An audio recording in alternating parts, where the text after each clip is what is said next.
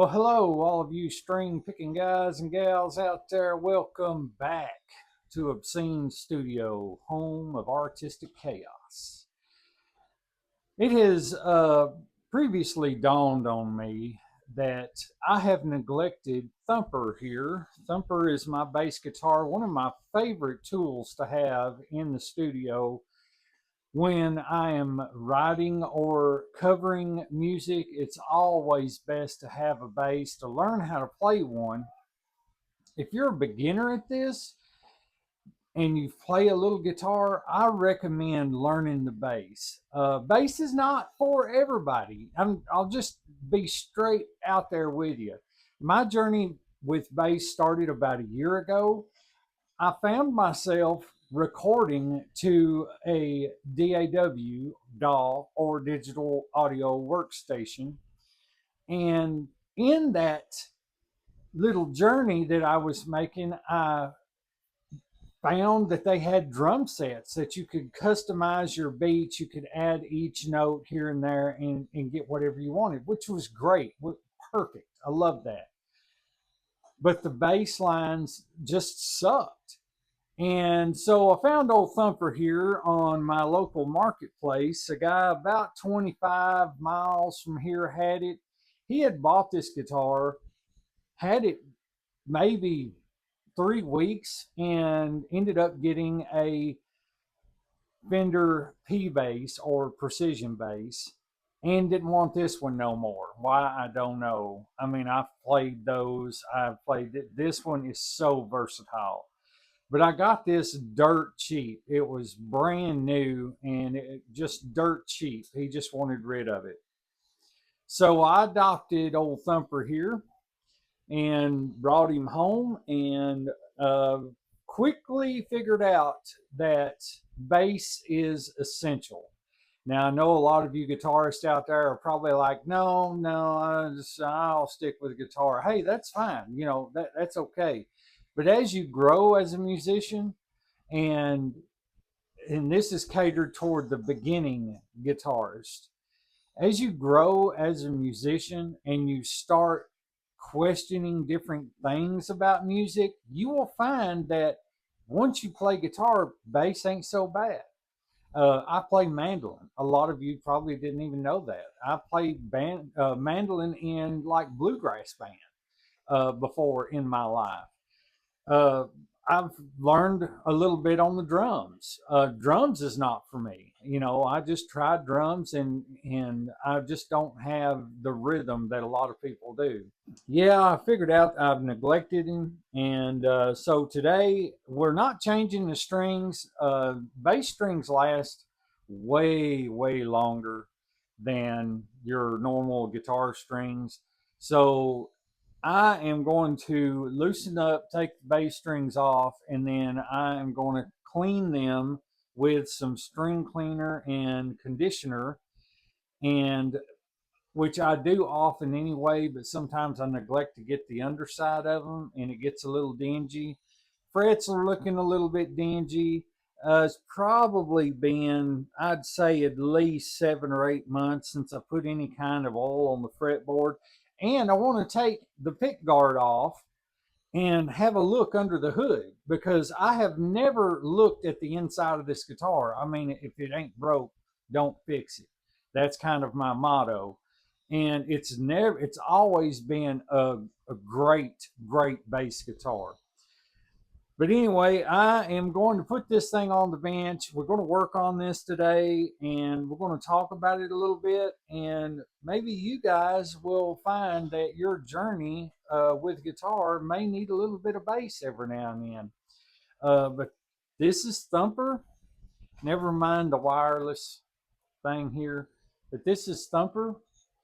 It's an Ibanez TMB100 Talman bass. Very nice bass. I play this thing a lot. Ibanez is known for their stellar necks on their instruments, and that's a lot of the reason why I like this bass.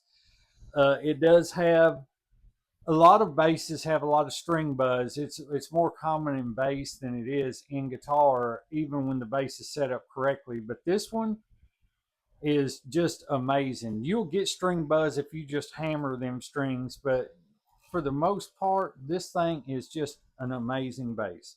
So I'm gonna cut right here. We'll go to the bench. I'm going to tape off the neck. I won't make you sit through that boring part, but I'm going to tape off the neck, and then we're going to get to work on this thing and get it shined up and looking pretty good. Okay, we're taking the strings, loosening them up right now, but I wanted to come in for a second, number one, to show you a little bit of specs on this guitar. I will put them up on screen so that you could read through those if you need to pause and have a look at them. But basically, this is a bass guitar with a PJ configuration. It's got the jazz pickup, got the precision pickup. These are active pickups. Very unique bass guitar. I've always said that bass was for people that just couldn't handle guitar. And man, I've said it before and I'll say it again. Was I ever wrong about that? This thing is a different monster altogether. When I picked this up, I thought bass, that'll be easy to play. No, it's been a bit of a journey. I guess the plus side of playing guitar is the fact that you know where the notes are and you know the tunings and all of that good stuff, but it's it's just kind of a crazy deal going into it thinking you already know everything about it, because this thing was it just blew me away. I was like, oh man, you know. But anyway, it has these stackable knobs on it. If you can see right here, this controls your volume, your overall volume. And this on the bottom, when you turn this, it operates between this pickup and this pickup. So you can blend your tone you can have it all this, or maybe 20% this, 80% precision, maybe 40-60, you know, just on, or maybe all precision and no jazz. That was the one selling point of this bass. Now back here you have your tone, and then there is a bass and treble on the bottom of this knob here that will let you take away the bass if you're playing some jazzy type stuff, you know, and you want a little more of that spank, or add the bass to it if you're playing some old country tunes or something like that. So the tone variety is just amazing with this guitar. It's just absolutely amazing. So, and that's why it's one of my favorites. Now, I do have a 5-string fretless bass that I do play. I love fretless bass. It is just a great instrument altogether. But the problem that I have with the fretless bass is I want just a fretless bass by itself. I don't want a fretless bass with a 7-string guitar on the back side of it. And so I'm on a journey to find a 5-string fretless bass, one that I think I'm going to be happy with. Who knows? All right, we got our strings off. So this is what I am going to do. Now, usually I will use this while the strings are on, and I'll put a little bit of string conditioner here and here, and you can do the top and bottom of the strings, but it kind of leaves a little dinginess on the side. So not saying that this is a bad thing. I mean, it's great if you don't want to have to take those off. So what we're going to do is let's get some guitar cleaner and polish out. And let's go with some string cleaner and conditioner. we're going to put just a few little drops here on this rag.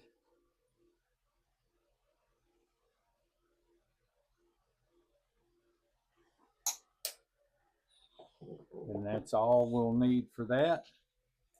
And then basically we just run our strings right over here. And then I'm going to pinch the string with a cloth and just get it on all sides all the way up. We're going to do all of these like this, and then we're going to tape off the fretboard, and we will be right back.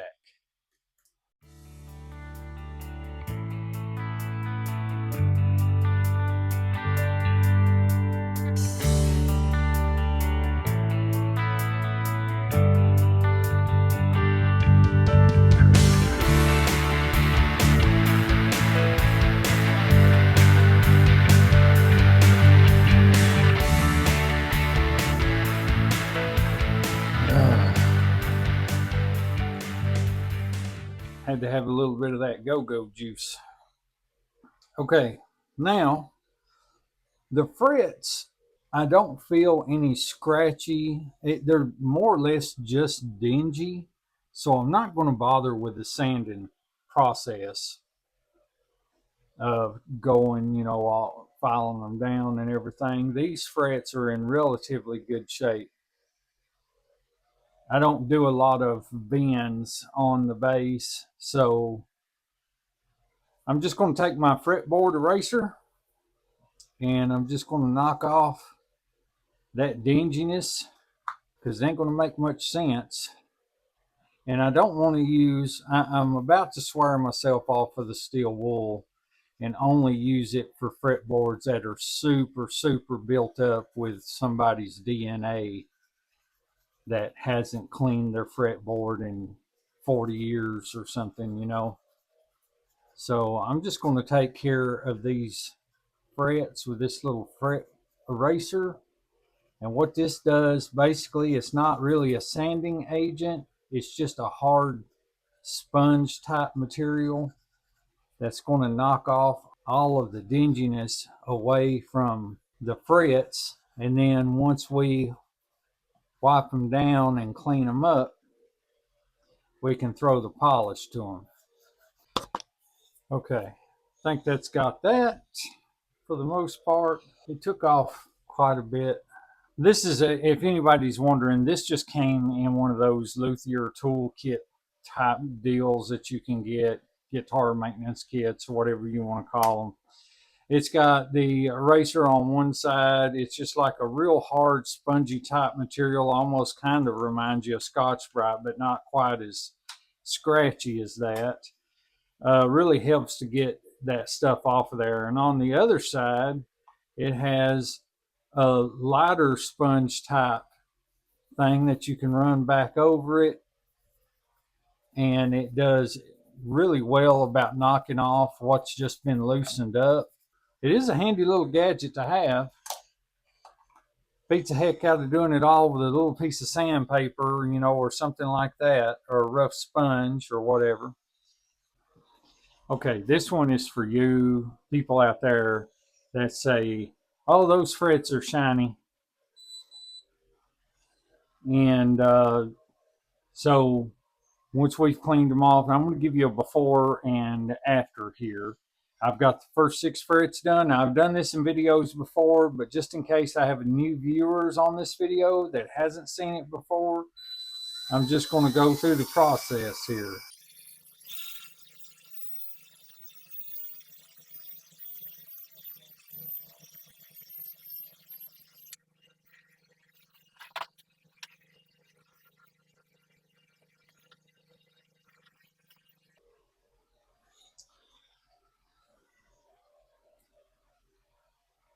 From here down is done, from here up not. Now this one didn't make that big of a drastic change, but look at, I mean, it's hard to deny that kind of result.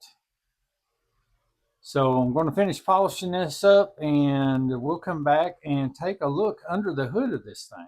And there we go. A lot of you are probably wondering why I put the fretboard conditioner on before I tape it up. It's because if that tape heats up in the process of me buffing all of these out, then what happens is that glue kind of sticks to the fretboard a little bit. But if I oil it before I put tape on it and it heats up, then it's not near as bad as to get off as if it does heat up, if I apply a little too much pressure or so on and so forth. But look at that. I mean, isn't that a thing of beauty? Okay, now let's take a look under the hood. Okay, here we are. Got the screws out. Going to look under the hood for the first time. I can't believe I've not done this before now, but this is a guitar that's never given me any problems whatsoever. I've never had to open it up or anything, but I am curious to see what is going on the inside of this thing. I do have, I mean, this thing, it still had a piece of plastic from the cover on it. And by the way, guys, this is, I was going to do this anyway, but there was a guy that commented on the video that I did over another guitar and sing this one in the background. And that commenter's handle was Mr. Monster, I think. And he was really impressed by this bass, and he was asking about it, and he was just like, I guess it was a wow factor or whatever. So I decided that we would look under the hood of this thing in the last video and kind of give it a rundown of what it does. Although I do have a bunch of videos on this, but this one is never give me any problems whatsoever. I did want to take a look at these stackable knobs. And there you go, a little bit of shielding on the back of the pick guard. And right here is our knobs. I'd love to change that out. Put me a different one of those in, one of those True Tones or whatever Brandt over at Tone Yeager's channel uses, and see if that's going to make a difference. And these are active pickups. The only other compartment that opens up besides this one is a little compartment on the back for the 9-volt battery. And it looks like this thing has never been opened up, from what I can tell. We got a little circuit board here. Guys, I'm just going to tell you, I don't know a lot about this kind of bass and the wiring that is involved with this. I've just actually was very curious about it, and like I said, I never opened it up because what was the point? If it ain't broke, don't fix it. So I decided, you know what, while we're doing this, we're going to open this thing up and have a look at it. And that's what we're looking at. That is everything right there. Very, very peculiar. I've not worked on many basses in my life. Well, ones with active pickups anyway. Yeah, it's very, very unique. Okay, we are going to put some Meguiar's liquid wax on there. I love this stuff. If you want to shine one up, this is the stuff to do it with. It's a hydrophobic polymer technology liquid wax, and I'm going to put a little bit on a rag and we're going to wipe it on and then buff it off on both sides.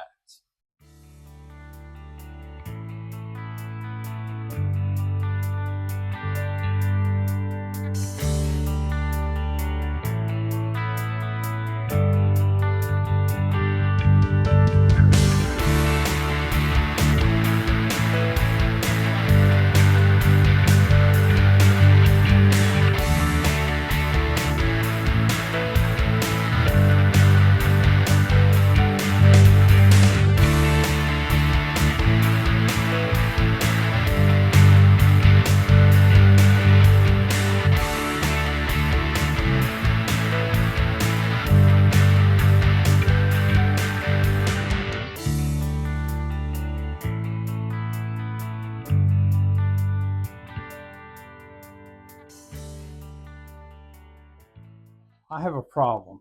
See that? That will not tighten down. No matter how hard I try, it just works right back out. See, it's stripped out right there. So you just keep turning and turning it, it will not come out. So I'm going to show you guys a quick, easy fix for that. A lot of people would feel that and re-drill it, and that's okay if you do that.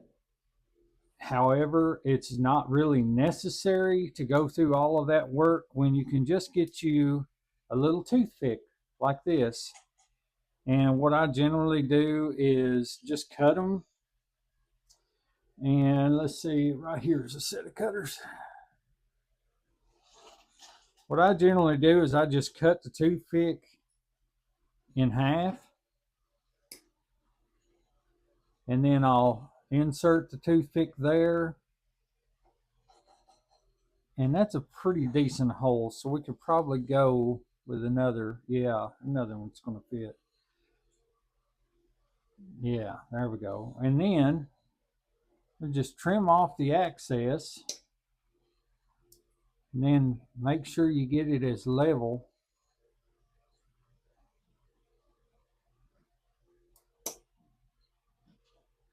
as you can, where it's not sticking up much at all. And then all you got to do is drive your screw right back in there, and it'll tighten right up, and you won't have to worry about that floppy strap button. Because a lot of people, now guys, I don't have much in this guitar. I give $150 for this thing. Whenever I bought it, it was dirt cheap. That was about half the price of what it was going for. I do believe. I'd have to look at that, but all the same, it was a very, very good deal. I was thoroughly impressed with this guitar and the guy's pricing. I was scared to death something was going to be wrong with it, but and I didn't have it home. Apparently he never changed the battery out when he bought it, and I had it home, and I left the amp cord plugged into it, and with active pickups, oh yeah, that's good and tight now. Now this one up here doesn't appear to be, yeah, I could probably use it too, so I'm going to go ahead and just do both of them. Just be done with it and get both of them done and over with.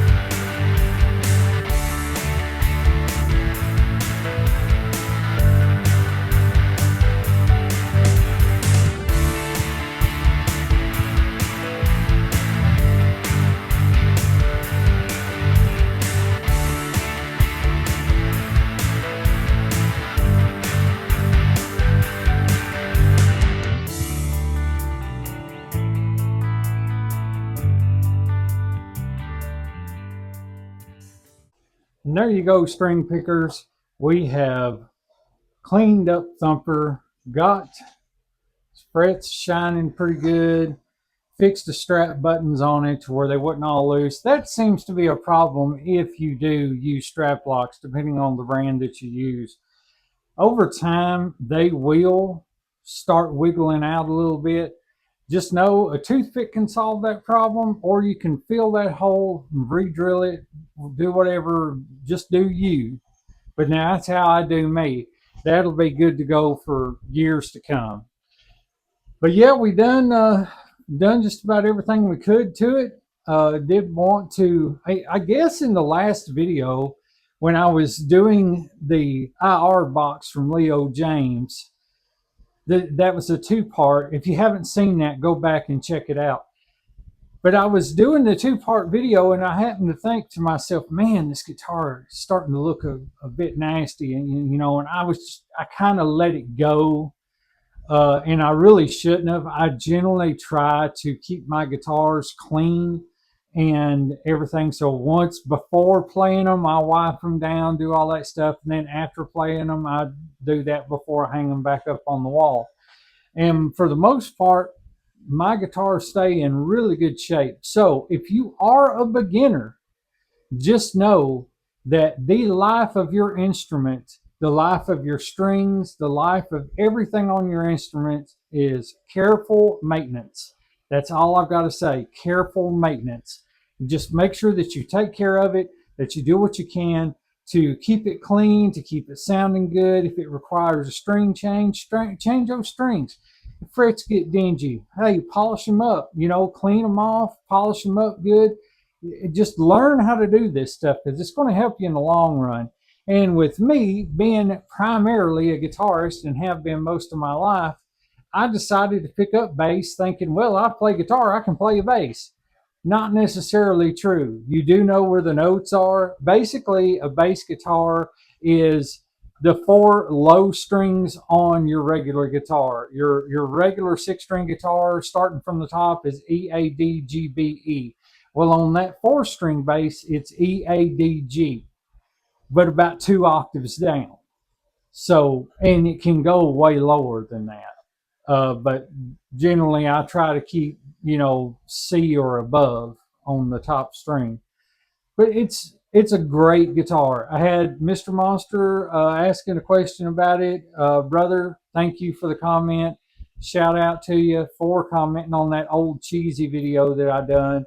Maybe check this one out. Might make you decide to go out and buy one. I highly recommend it. I mean, they're for budget basis. They're really good. I think they run for about $300, $329, something like that. Worth every penny. Every penny. I'd pay it again if I dropped this bass or it broke or something happened to it and I wanted another 4-string, I'd go right back out and buy another one of these. But yeah, guys, that's it. That's all I got for today's video. Got a few little things coming up in the future, so just come on back anytime here to Obscene Studios and hang out with your old buddy Casey. I don't mind a bit to have visitors, so you just come on in and we'll just sit down, talk guitars, and we'll talk pedals, we'll talk music in general. So I really appreciate you stopping in. As always, I hope you and yours have the most blessed day ever, and I pray that God be with you all. Until next time, later.